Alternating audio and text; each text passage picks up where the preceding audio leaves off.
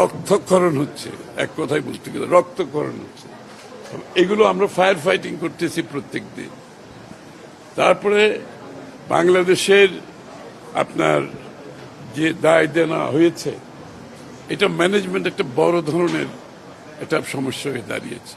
কারণ আমরা আগামী দিনে যে ফাইন্যান্সিং গুলো করব, এখানে কস্ট অফ ফাইন্যান্সিং আমাদেরকে চিন্তা করতে হচ্ছে এবং সবকিছু মিলিয়ে আমাদেরকে যে ক্যাপাসিটি বিল্ডিং এর মাধ্যমে যেখানে আমরা যেতে পারবো রেডিনেসে, সেটা বিএনপির ম্যানিফেস্টোতে সব বলা আছে।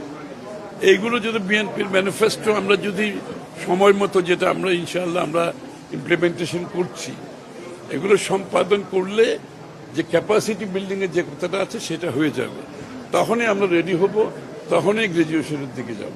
এই মুহূর্তে গ্রাজুয়েশনের দিকে যাওয়ার কোনো সুযোগ নেই। এক্সটেনশন যখন হবে ওই 3 বছরের মধ্যে আমাদের রেডিনেস যে বিষয়গুলো আছে, এগুলো বিএনপির ম্যানিফেস্টোতে সব বলা আছে। বিএনপির ম্যানিফেস্টোর সাথে রেডিনেস অ্যালাইনমেন্ট হয়ে গেছে, কারণ আমরা তো এগুলোকে মাথায় রেখে তো আমরা ম্যানিফেস্টো করেছি এবং ইনশাআল্লাহ আমরা তো বাস্তবায়ন করছি একটা পর একটা এবং সময় মতো করছি। সুতরাং আমরা মনে করি এগুলো সমাপ্ত করতে পারলে আমরা রেডি হব, তখন আমরা গ্রাজুয়েশন। এটা এখন বর্তমানে যে রিপোর্টিয়ারের রিপোর্টটা যাবে, তারপরে একুশকে যাবে, এটা পরে জেনারেল অ্যাসেম্বলিতে যাবে। তো বাংলাদেশের কেস তো খুবই স্ট্রং, যেগুলো আমি বললাম। এই পরিপ্রেক্ষিতে গ্রাজুয়েশনের কোনো সুযোগ নেই। না, জ্বালানি সংকট তো অতিরিক্ত সংকট। এখন এই যে সমস্যার কথাগুলো আমি বললাম, এর উপরে মরার উপর খাড়ার গা বলে না, এটা এখন জ্বালানি সংকটের মাধ্যমে হয়েছে। শুধু জ্বালানি সংকটটা না, সমস্ত কমোডিটি, খাদ্যদ্রব্য, পণ্য সবকিছু প্রভাব পাবে। টোটাল সাপ্লাই চেইন ক্ষতিগ্রস্ত হচ্ছে এবং সব কিছুতে আগামী দিনে দ্রব্যমূল্য বাড়বে, এ ব্যাপারে কোনো সন্দেহ নাই।